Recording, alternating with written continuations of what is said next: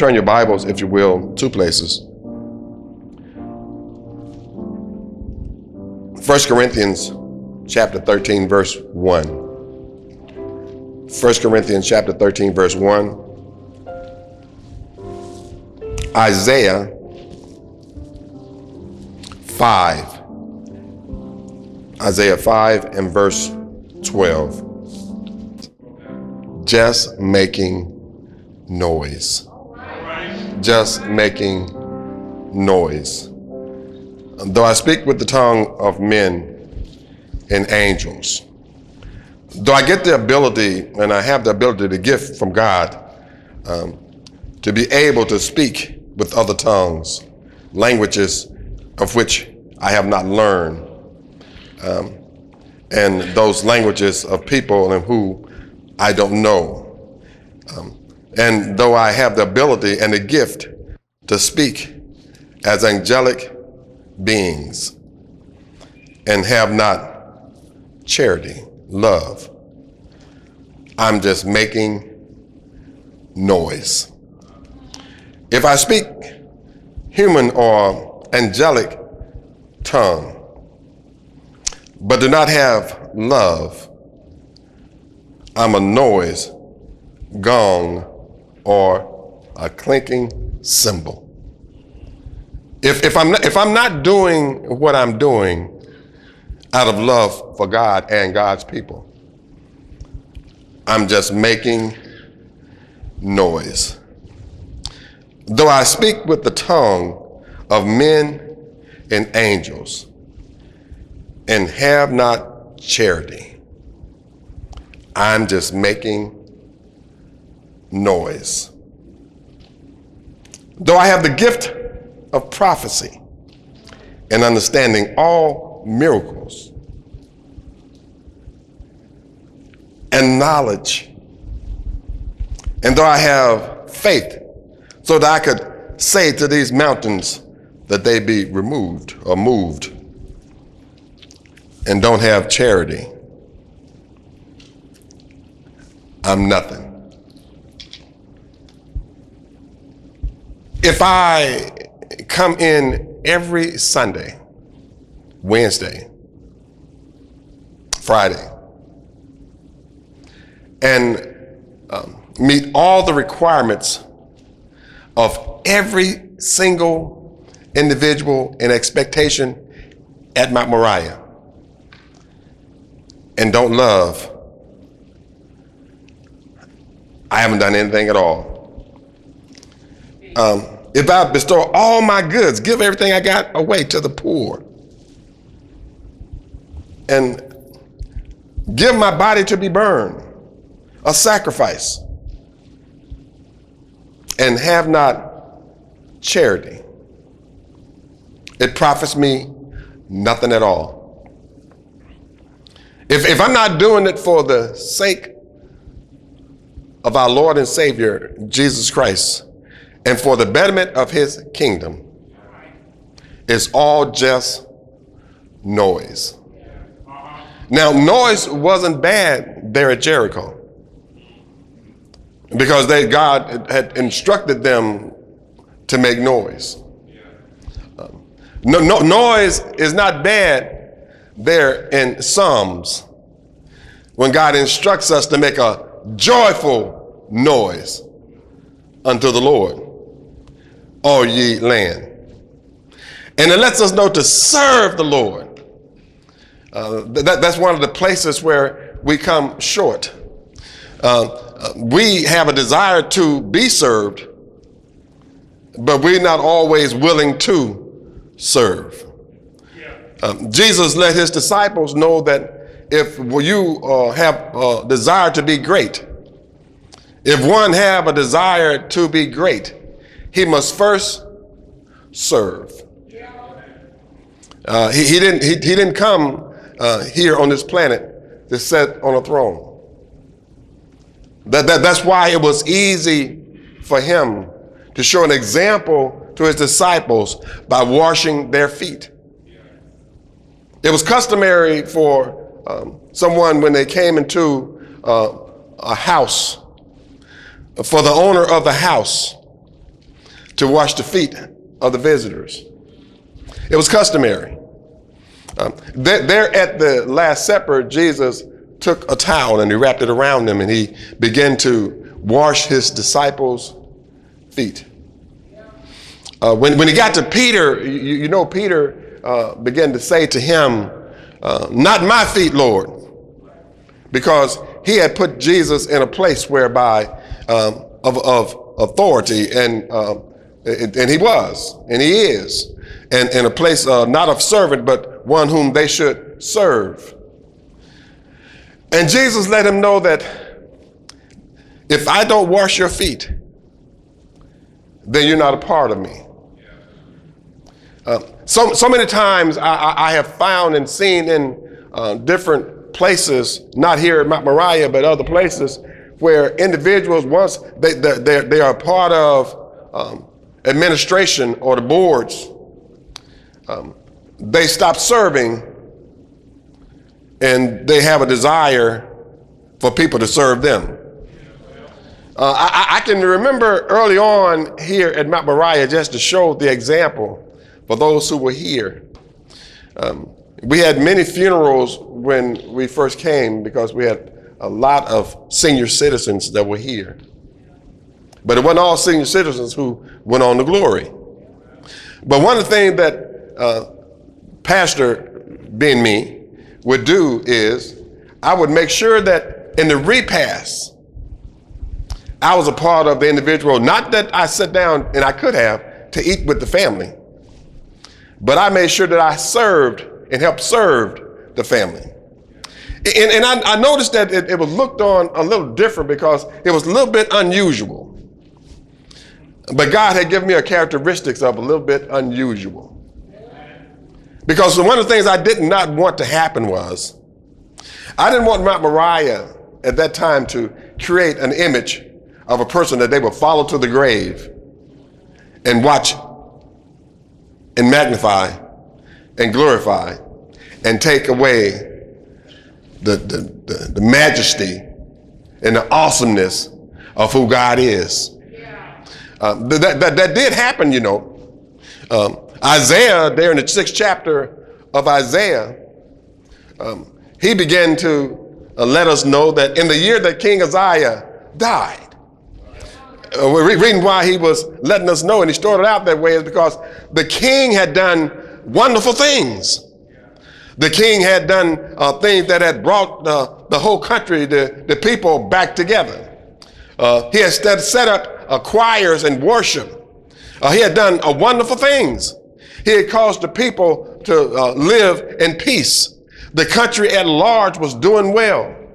And the people stopped looking at God and began to look at the king. And what God did was God moved the king out of view.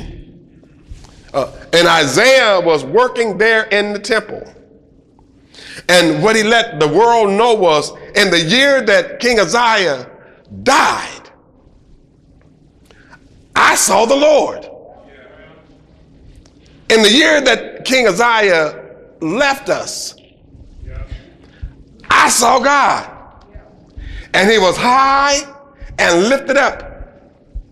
And his train filled the temple, the room, all the space in the room. One of the things I want you to understand is, if anything is God rather than God, and I'm talking about the God of creation, I'm talking about the God of Abraham, Isaac, and Jacob.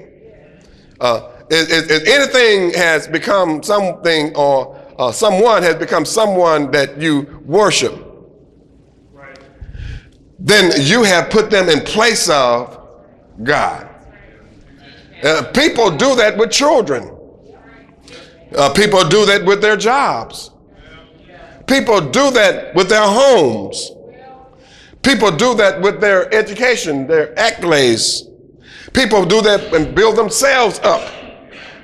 And anything that you put in front of God, we find in his commandments that God lets us know that, put this down, Moses, I'm a jealous God. and the people should have no other God before me. And Moses at this time goes down from the mountain after 40 days of fasting. And you know what Moses found? The people had made a golden calf and made it their God. Wow. Most people don't know, because most people don't read or interpret God as to the word of God as to what it says. But Moses had another 40-day fast there in the mountain to get the commandments written by God again. So when you read that Moses spent 40 days, had a 40-day fast, Jesus had a 40-day fast, Moses did 40 more. Because when he came down, the people were sinning. And he took the tablet and threw it against the golden calf. And that particular night, just a part of history, over 3,000 people died. Yeah. Because they were making noise, and they were just making noise. Anything or anyone that you worship that's not God, you're just making noise. Isaiah, the 5th chapter, that goes into the 6th chapter, where Isaiah is the one that identifies and meets God. We hear about a vineyard that God had established. We see the 5th chapter talks about how God had given the children of Judah and the children of Jerusalem a vineyard. And he had fashioned it the way that he wanted it fashioned. He even had dug around it and made a press. He had put a hedge around it. He had brought in fine seeds, grapevines, whereby it would produce sweet and good grapes. But to his expectation, they were still worthless and bitter grapes. And God began to let them know, I'm not going to be long, began to let them know that I'm going to take away the hedge from around the vineyard. I'm going to take the walls away.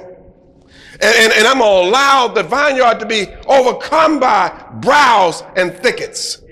I'm going to turn it back out into pasture land. I'm going to allow it to grow up and not produce. In fact, there'll be times when you have a desire to produce, and you're not going to be able to produce simply because the ground is so bad. And so what God did was God took away the hedge, and God took away the fertile ground, and 10 acres of vineyard would only yield 6 gallons. Y'all are hearing what I'm saying? 6 gallons of wine. 10 acres. This church sits on over 11 acres. And because it sits on over 11 acres, you have a visual to see how big, how large a vineyard would be with 10 acres on it. That 10 acres would only produce about a small amount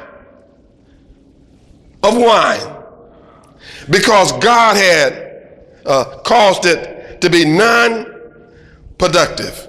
In our lives, I want you to understand, God will bless you to be a blessing. In our lives, God will bless us to bless others. But when we don't do what God has called us to do, what God will do is he'll set us up to set us back. And just like the vineyard there at Jerusalem and Judah, they watch this, 10 acres could only produce 6 gallons of wine. Wait a minute.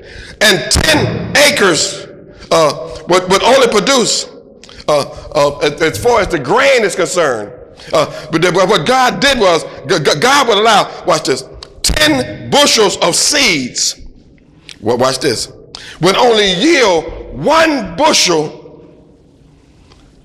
of seeds. There's a reason why the things that we do don't produce. It's because we're not doing what God has called us to do. And when we're not doing what God has called us to do, watch this, we say we just had a bad year. God's saying, I'm going to send a drought. I'm going to watch this. And he said, I'm going to stop the rain from falling down. And then what God said to him was that, watch this now, that I'm going to send your enemy in to attack you. And they're going to come in, rushing in.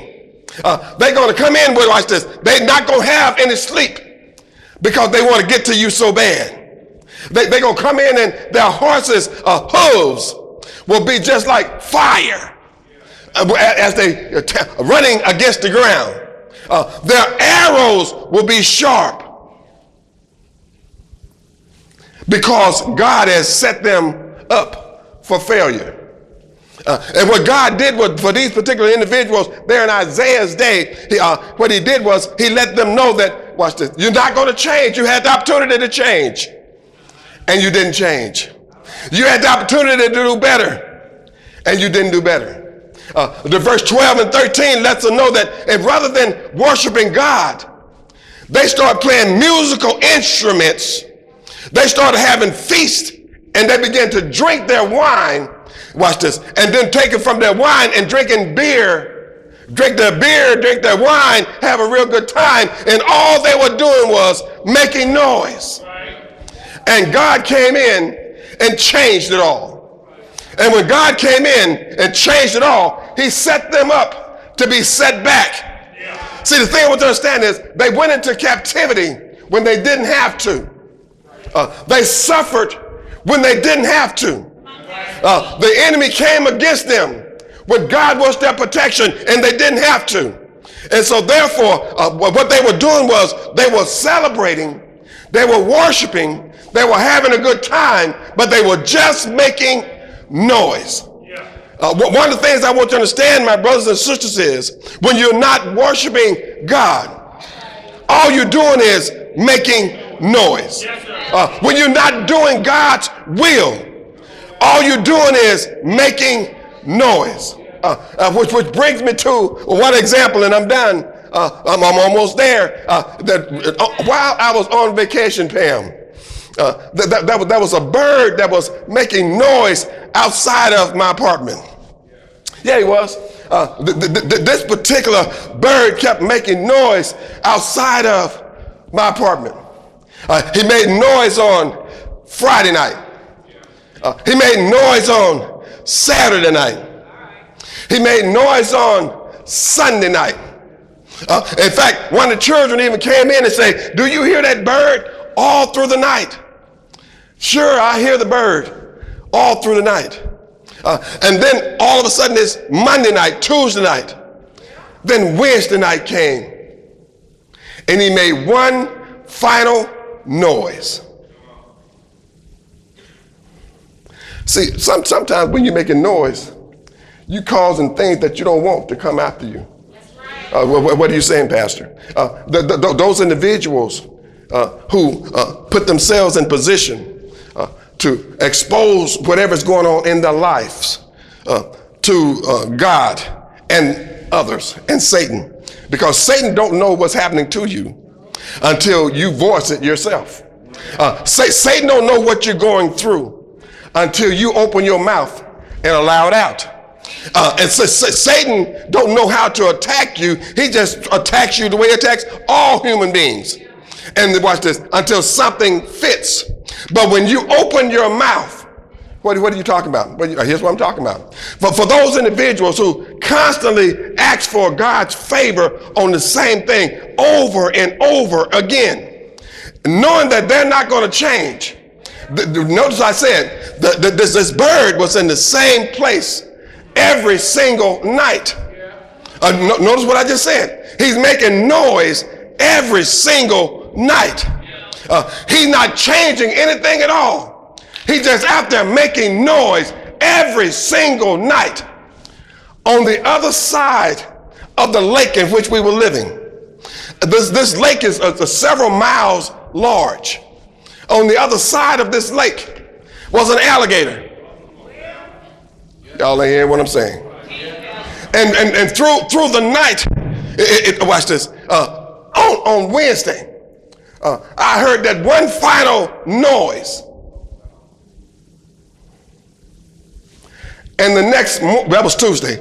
And the next morning on Wednesday, my son showed me a picture of the alligator that was outside of our window. But what I did not see any longer, Minister Anderson, was the bird. Sometimes, watch this, what we do is we allow Satan to know what ails us. Sometimes what we do is we allow Satan to know what our troubles. Sometimes what we do is we allow Satan to know who our weak child is. Sometimes we allow Satan to know what our weakness is. And we keep on saying it, but we don't do anything any different. Here's what Job did. What Job did was, rather than just making noise, Job's children was making noise in the house celebrating. But Job was over at church making sacrifices, because it could be that one of his children, y'all are hearing what I'm saying, one of his children had sinned against God. And so rather than making noise, what Job was doing was praying. Woo! Rather than allow Satan to know what's going on in our lives, we need to fix what's broken. Because if we don't fix what's broken, what Satan will do is he'll creep up on us. Watch this.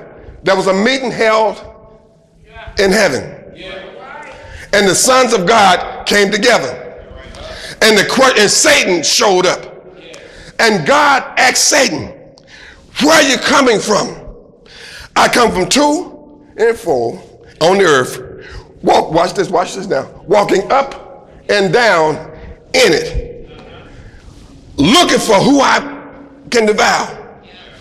God said, listen to me now, "Have you considered my servant Job?" Satan said, "I've been there, but you have a hedge around him and his stuff. Take away the hedge, and I call him to curse you to your face." Job wasn't making noise. See, the thing that we need to understand is that whenever we ask a prayer over God, watch for God to bless us or to heal us or to take us to a place of security and blessings, we got to prepare ourselves for doing what God's will is. And so the way we do that is we know what God's will is in our lives, and we also know what God's will is in his word. And so therefore, we're not just making noise. Watch this now. You know what God responds to? His word. That's why we have to spend time in the word of God. And if we spend time in the word of God, then the world won't be so fascinated to us. If we spend time in the word of God, the way the world won't draw us out of church into the arms of the world. And we won't be just making noise. And so therefore, when we make noise, we can make the joyful noise unto the Lord, knowing that we got it right. Woo! So therefore, watch this. Though I speak with the tongues of men and angels, and have not charity. See, I got love. And watch this. And the reason why I know that I got love, I begin to love people that don't love me. The reason why I know I got love, I begin to help people that wouldn't help me. The reason why I know I got love is because the love of God is deep down inside of my heart. And watch this. And I know that God's love will do it and have not charity. Watch this. Watch this. This is Paul talking. And he's talking to the church there at Corinth. I'm nothing, but I'm just a sounding brass and a tinkling cymbal. In other words, I'm just making noise. You can turn me off, but I'm trying to help you out. The bottom line, watch this. The bottom line is, once you open up your mouth and start showing Satan where the hurt is, he's coming. And watch this. And so then it was a lady, we was all standing out the next morning, and a woman that was not of us, that we didn't know, she came and she said, there was an alligator over on the other side, which was probably about a quarter mile to half a mile away from us. And it was a whole lot larger than that. And what she was saying was that they're here. He's lurking, seeking whom he will and can devour. If you're not going to change, at least be quiet.